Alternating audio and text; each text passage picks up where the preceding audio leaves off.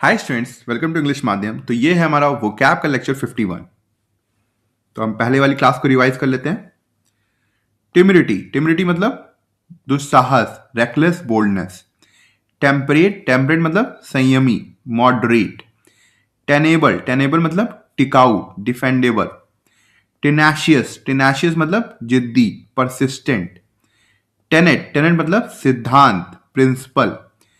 Tentative, tentative मतलब अनिश्चित, provisional. टेनस, टेनस मतलब कमजोर, वीक।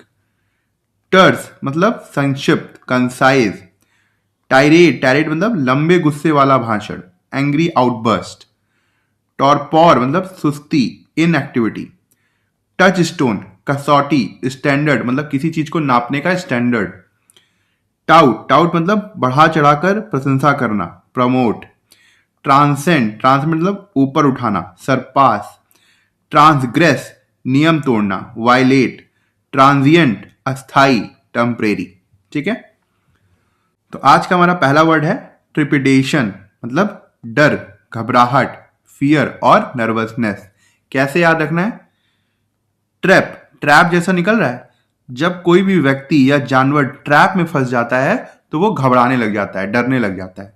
तो ट्रैपिडेशन, ट्रैपिडेशन। सिनोनिम क्या हो जाएगा? Fear, anxiety, apprehension. एंटोनिम क्या हो जाएगा? Confidence, calmness, assurance.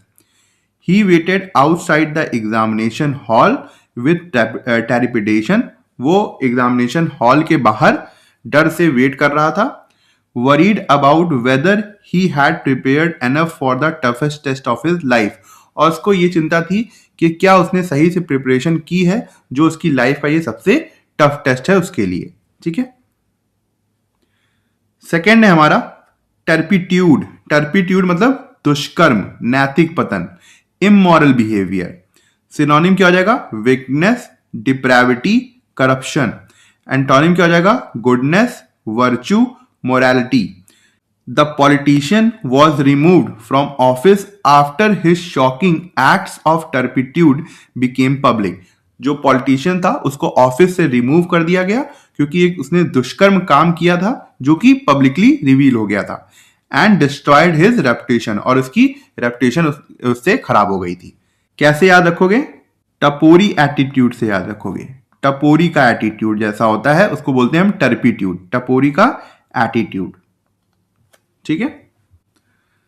थर्ड है हमारा यूबिक्यूटस। यूबिक्यूटस मतलब जो चीज हर जगह मौजूद हो, एवरीवेयर प्रेजेंट। सिनोनिम क्या हो जाएगा? Omnipresent, universal, widespread. Antonym क्या हो जाएगा? Rare, scarce, limited. Mobile phones have become so ubiquitous. जो मोबाइल फोन है वो अब हर जगह मौजूद हैं।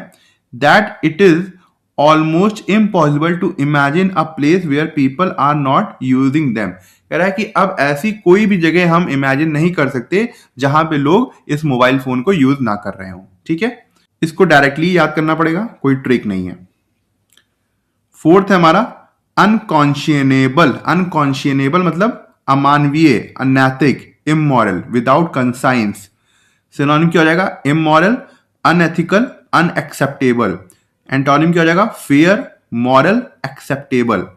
Leaving a helpless child alone at night is an unconscionable act that no responsible person would ever justify. कह रहा है कि एक छोटे से बच्चे को रात में छोड़ देना एक इमोरल एक्ट है, एक इमोरल काम है जो कि कोई भी इस चीज को, कोई भी पर्सन जो है उसको जस्टिफाइड नहीं कर सकता। ठीक है।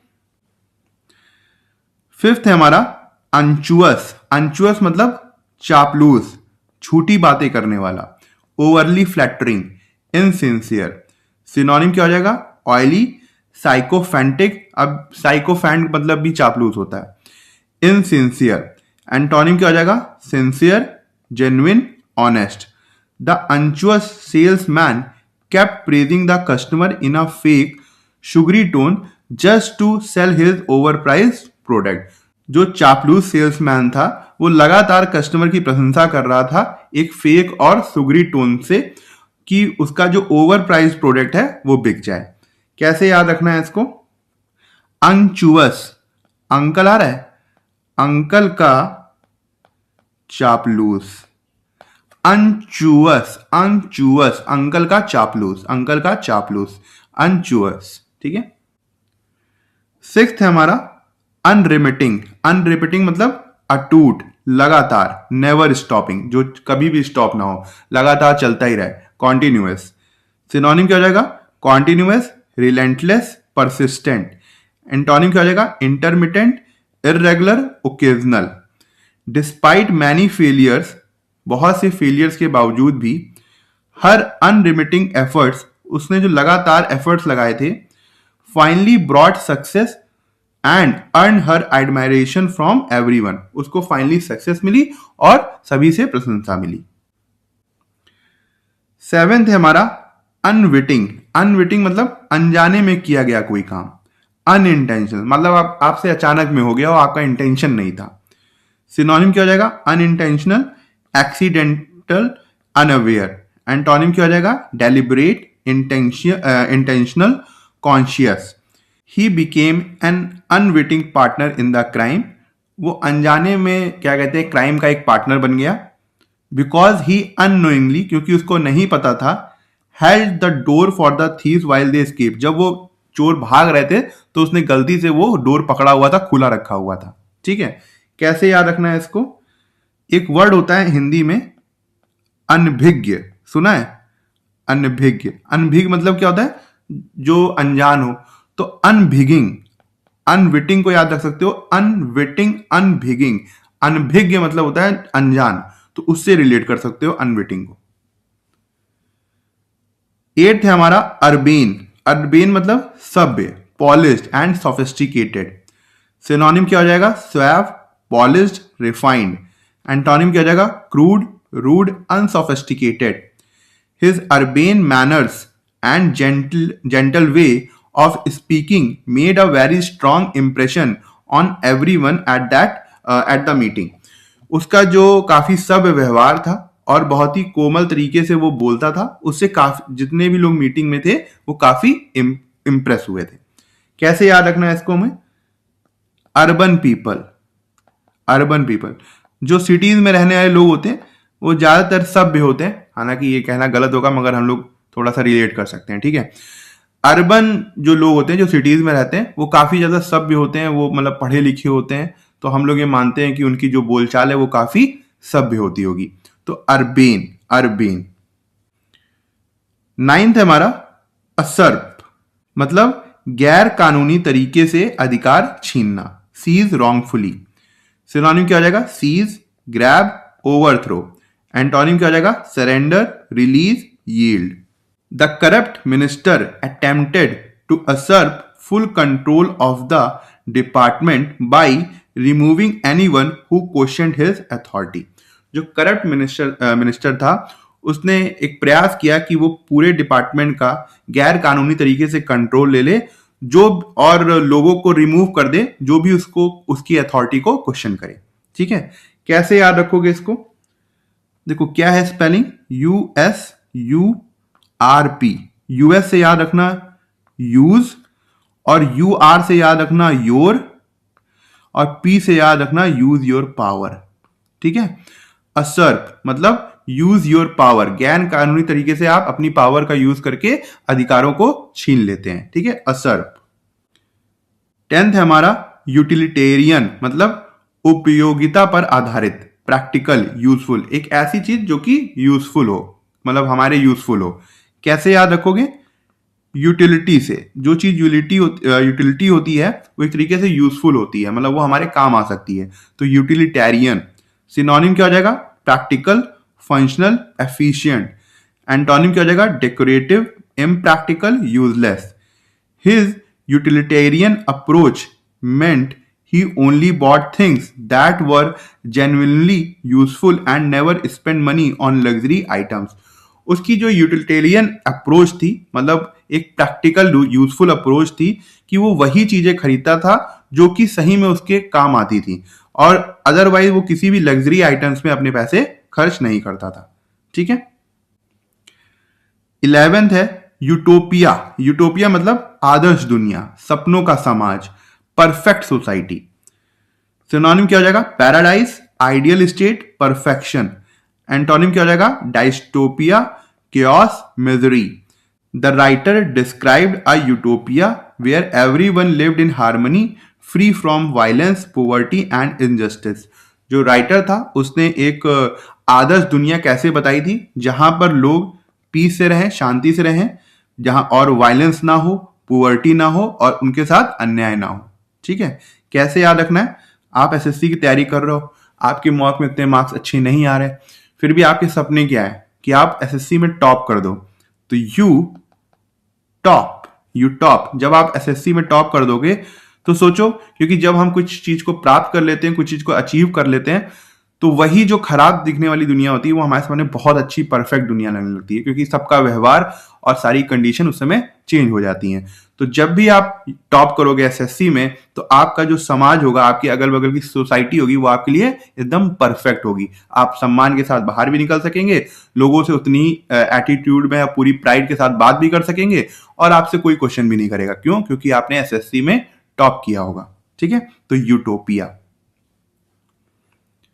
12th है वैसिलेट। वैसिलेट मतलब दुविधा में रहना, बार बार राय बदलना, बी इनडिसाइसिव। कैसे याद करना है इसको? कोरोना आया था 2019 में, कोवैक्सीन और जो जितनी भी ये जो वैक्सीन्स थी, उसमें हम लोग, क्योंकि ऐसी रिपोर्ट आ रही थी कि वैक्सीन लेते ही हार्ट अटैक आ जाएगा, ये हो जाएगा, वो हो जाएगा, बहुत ही ज्यादा रूमर्स चल रहे थे सोसाइटी में, तो काफी लोगों को डर था कि वो वैक्सीन ले ना ले।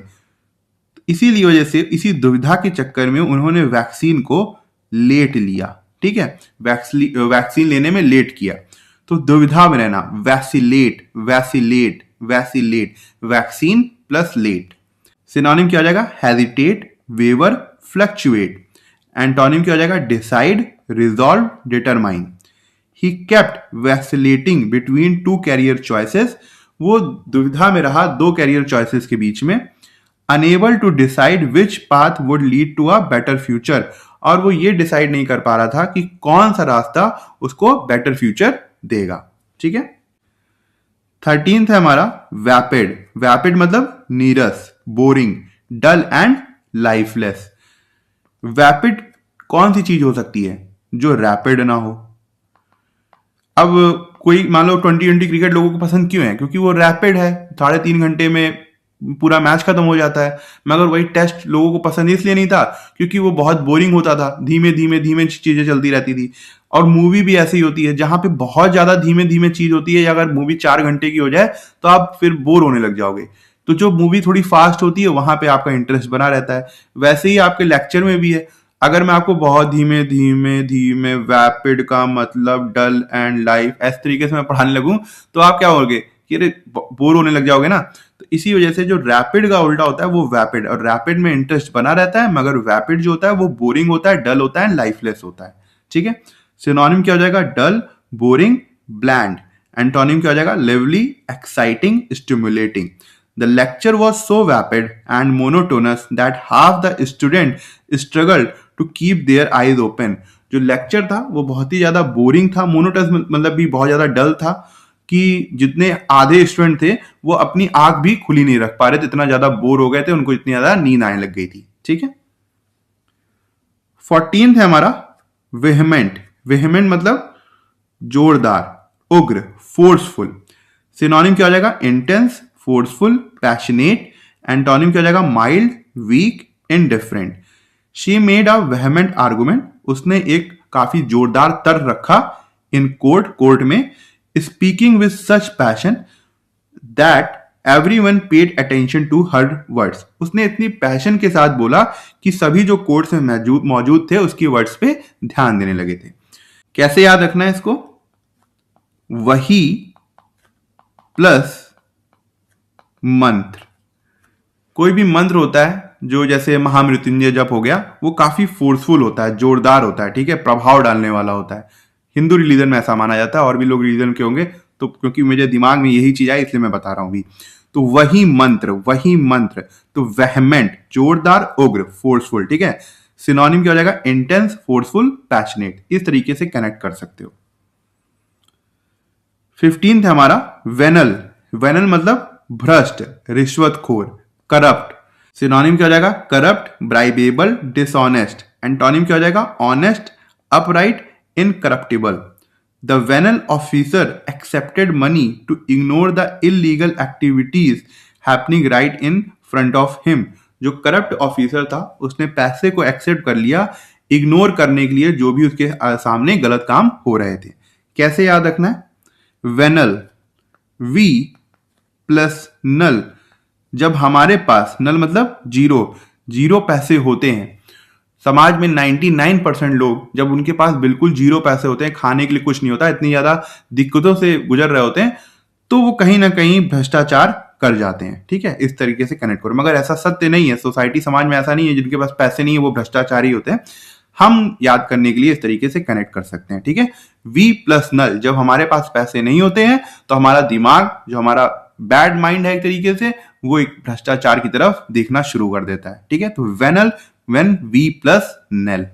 तो ठीक है, आज का लेक्चर यहीं ख़त्म करते हैं। आई होप आपको कुछ सीखने को मिला होगा और आप कमेंट सेक्शन में ज़रूर बताइएगा कि आपको आज का लेक्चर कैसा लगा और आपको क्या सीखने को मिला।